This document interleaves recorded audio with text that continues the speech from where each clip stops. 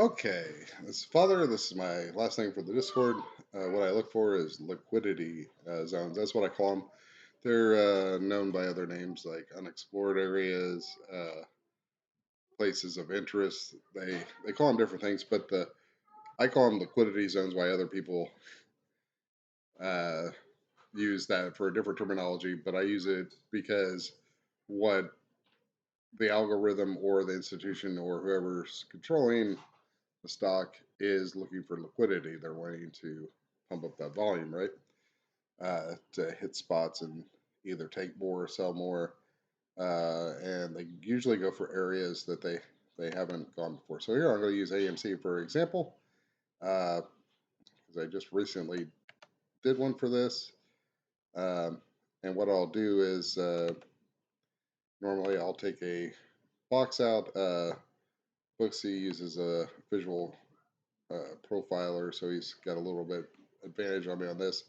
And I'll go through and I'll say, okay, not much has been traded here, right?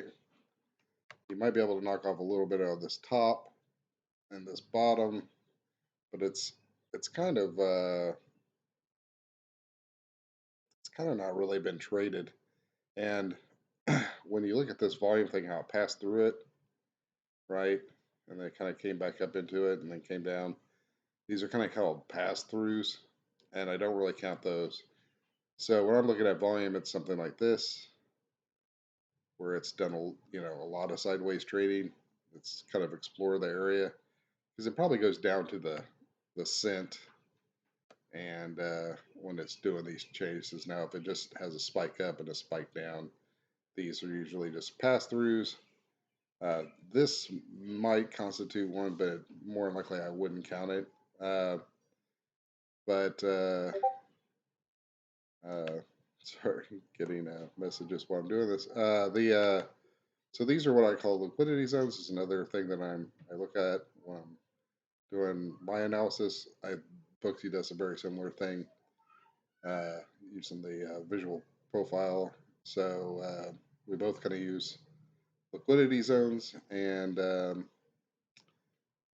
yeah. So when I talk about liquidity zones, I'm talking about unexplored areas that probably need some kind of exploration before we would move on, or uh, it at least poses interest.